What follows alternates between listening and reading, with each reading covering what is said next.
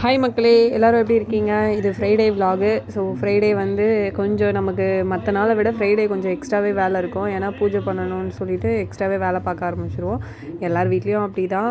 So அதே தான் என் வீட்டில் வந்து ஒரு 2 டேஸாகவே எந்த வேலையுமே சரியாக பண்ணலை. ஸோ அப்படி இப்படியே எல்லாமே போட்டு இருந்தது. ரூமு, ஹாலு, கிச்சனு எல்லாமே வந்து அப்படி இப்படியே இருந்துச்சு. இது மாதிரிலாம் வேலை செய்கிறப்ப யோசிக்க வேண்டியதாக இருக்குது. நம்ம பேசாமல் ஒரு சின்ன ரூம்லேயே ஒரு கிச்சனோடு இருந்திருக்கலாம். அதுனா கொஞ்சம் ஈஸியாக இருக்கும் க்ளீன் பண்ணுறதுக்கு. நம்ம வசதிக்கு நம்ம ஒரு ரூமு அந்த மாதிரி எதிர்பார்த்துட்டு போகிறோமா, நமக்கு க்ளீன் பண்ண கொஞ்சம் கஷ்டமாக இருக்குது. இப்போ வீட்லேயே இருக்கிறவங்க வந்து அதை க்ளீன் பண்ணுறது கொஞ்சம் ஈஸியாக இருக்கும். அவங்களுக்குமே கொஞ்சம் கஷ்டமாக தான் இருக்கும். இருந்தாலும் கொஞ்சம் ஒர்க்கிங்க்கும் போகிறவங்களும் வீடையும் பார்த்துட்டு ரெண்டுமே மேனேஜ் பண்ணுறது ரொம்பவே கஷ்டமாக இருக்கும். ஸோ அதே தான் எனக்கு வந்து வீடு எப்பயுமே க்ளீனாக இருக்கணும் மீன்ஸ் இது எனக்கு ஏன் வந்ததுன்னா, என் ஹஸ்பண்ட்க்கு வந்து வீடு ஃபுல்லாகவே க்ளீனாக இருக்கணும். அவர் வந்தார்னா வீட்டில் வந்து க்ளீனாக இருக்கணும். எங்கன்னா ஒட்டரை இருக்கக்கூடாது, சம்திங் கச்சடாவாக இருக்கக்கூடாது அப்படின்னு நினைப்பார். அவர்னால தான் நான் இப்படி மாறினது. இல்லைன்னா நான் இப்படி இருப்பேனான்னு எனக்கே தெரியாது. ஏன்னா நான் என் அம்மா வீட்டில் இருந்த வரைக்கும் ஒரு வேலையும் செஞ்சது கிடையாது. எங்கள் அம்மா தான் எல்லா வேலையும் செய்வாங்க. சாப்பிட்ட தட்டை கூட நாங்கள் எடுக்க மாட்டோம். எங்கள் அம்மா தான் அந்த வேலை எல்லாமே செய்வோம். கல்யாணம் பண்ணி ஆஃப்டர் தான் வந்துட்டு எனக்கு வந்து எல்லா வேலையும் நானே செய்ய ஆரம்பிச்சிட்டேன். ஏன்னா இவர் எனக்கு ப்ரெஷர் போடுறப்ப, ஏன் வீடு இப்படி வச்சிட்ருக்க, ஒருத்தவங்க வந்தால் கூட என்ன நினைப்பாங்க, வீடு இந்த பொண்ணு இப்படி வச்சிட்ருக்க அப்படின்னு ஒரு மாதிரி பேசுவாங்க.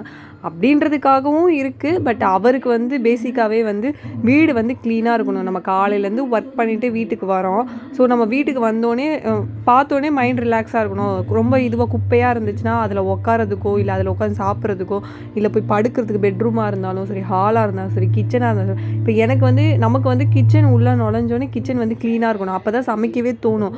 விளக்குறதுல அவ்வளோ சாமான் இருந்துட்டு அடுப்புலாம் கொஞ்சம் இதுவாக இருந்துச்சுன்னா நமக்கே தோணாதுல்ல. அதே மாதிரி தான் நான் இந்த மாதிரி ஆனதுக்கு காரணமே என் ஹஸ்பண்ட் தான். அவங்க வந்து க்ளீனாக இருக்கணும் என்னை திட்டிகிட்டே இருப்பாங்க.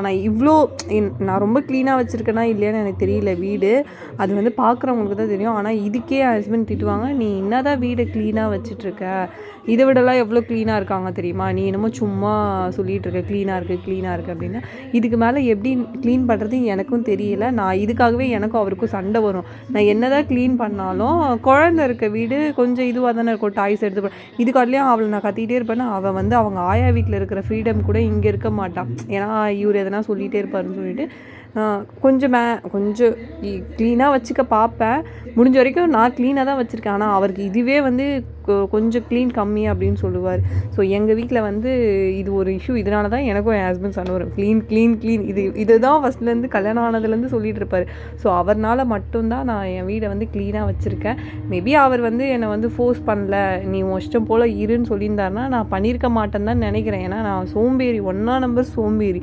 வெளியே போய் எவ்வளோ ஒர்க் பண்ணிட்டு வந்தாலும் எனக்கு அதோட இது தெரியாது, டயர்ட்னஸ் தெரியாது. ஆனால் வீட்டில் வேலை செய்யணுன்னா கொஞ்சம் நான் வேலை செய்ய ஆரம்பிச்சிட்டேன்னா கண்டினியூவாக வேலை செஞ்சுட்டே இருப்பேன். என்னென்ன பெண்டிங் என்னென்ன வேலை இருக்கோ அது கண்டினியூவாக. ஆனால் வேலையே இன்றைக்கெலாம் அப்படி தான் ஆச்சு.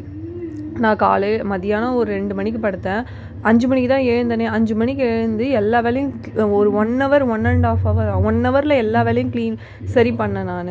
ஸோ அவர் நைட் டைம் வர டைமில் நம்ம கொஞ்சம் க்ளீனாக வச்சுருக்கலாம். பகல்லலாம் இந்த மாதிரி இருந்ததை பார்த்தோன்னா கண்டிப்பாக என்னை திட்டிகிட்டு இருப்பார். சரி, அவர் நைட்டு தானே வருவார், நம்ம கொஞ்சம் க்ளீன் பண்ணிப்பான்னு சொல்லிட்டு நான் ஒரு 5 o'clock தான் எழுந்து ஃபுல்லாக க்ளீன் பண்ணிகிட்டு இருந்தேன். ஸோ கிச்சனு, ஹாலு எல்லாமே வெளியே பால்கனியில் பாத்திரத்தை கழுவி காய வச்சுட்டு, ஏன்னா கொஞ்சம் காலையில் வெயில் அடிக்கும். ஸோ பாத்திரமும் அந்த தண்ணியில் விட்டுட்டு கொஞ்சம் காஞ்சிடும்னு சொல்லிட்டு அப்புறம் இன்றைக்கி பூஜை சாமான் வளர்க்குறதுக்கு பூஜை பொருள் எல்லாமே எடுத்துகிட்டு இருந்தேன். அப்புறம் தான் ஈவினிங் மேலே தான் குளிச்சுட்டே வந்தேன். மார்னிங்லேருந்து தான் அதுதான் தூங்கிட்டு எழுந்துக்கவே இல்லை நான். ஸோ அதுதான் கிளம்பிட்டு இருந்தேன். சாமி கும்பிட்டுட்டு கோயிலுக்கு போகணும். நான் ஃப்ரைடே அங்காளம்மா கோயிலுக்கு போயிடுவேன். ஸோ அதனால் அதுக்காக ரெடி பண்ணிகிட்டு இருந்தேன். வெளியே வந்து மஞ்சள் போட்டுட்டு அது மேலே கோலம் போட்டால் கொஞ்சம் நல்லாயிருக்கும். மஞ்சளுக்குள்ளே வந்துட்டு நான் பன்னீரும் அந்த ஜவ்வாதும் சேர்த்து மிக்ஸ் பண்ணுவேன். ஏன்னா கொஞ்சம் வாசனையாக இருக்கும். வீட்டுக்குள்ளே வர்றப்பே கொஞ்சம் வாசனையாக இருக்கிறதுக்காக நான் அது பண்ணுவேன் எப்பயுமே. ஃப்ரைடே செவ்வாய்க்கிழமை இது 2 நாள் மட்டும் மஞ்சள் போட்டுட்டு கோலம் போடுவேன். மஞ்சள் நல்லா பூசிட்டு கோலம் போடுவேன். ஸோ அதை தான் பண்ணிகிட்டு இருந்தேன். இவ்வளோ நீங்கள் தான் இப்போ வீடியோ வந்து நிறைய பேர் பார்க்குறீங்க. ஸோ நீங்கள் தான் சொல்லுங்கள், என் வீடு க்ளீனாக இருக்கா இல்லையா சொல்லிவிட்டு. ஏன்னா இதுவே வந்து என் ஹஸ்பண்ட் க்ளீன் இல்லைன்னு சொல்லிகிட்டு இருக்காரு. ஸோ நான் வந்து இப்படி இருக்கிறதுக்கு காரணம் என் ஹஸ்பண்ட், முழுக்க அவர் மட்டும்தான் காரணம். ஸோ ஃபைனலாக வந்து கோலம்லாம் போட்டு முடிச்சாச்சு, சாமிக்கு விளக்கேற்றியாச்சு. நான் வந்து பெல் அடிக்கக்கூடாது, என்னோடய மாமனாரோட அம்மா வந்து இப்போ தான் ரீசெண்டாக இறந்தாங்க, 30 செல்லாமல் பெல் அடித்து சாமி கும்பிடக்கூடாதுன்னு சொன்னாங்க. ஸோ அதனால் பெல் அடிக்காமே இந்த 1 மாதம் வந்து சாமி கும்பிட ஆரம்பிச்சிட்டேன். அதுவே எனக்கு கஷ்டமாக இருந்துச்சு, என்னடா பெல் அடிக்காமல் எப்படா சாமி கும்பிடுது அப்படின்ட்டு. ஃபைனலாக சாமி கும்பிட்டேன். ஓகே மக்களே, பை பாய். நெக்ஸ்ட் ஒரு வீடியோவில் மீட் பண்ணுறேன்.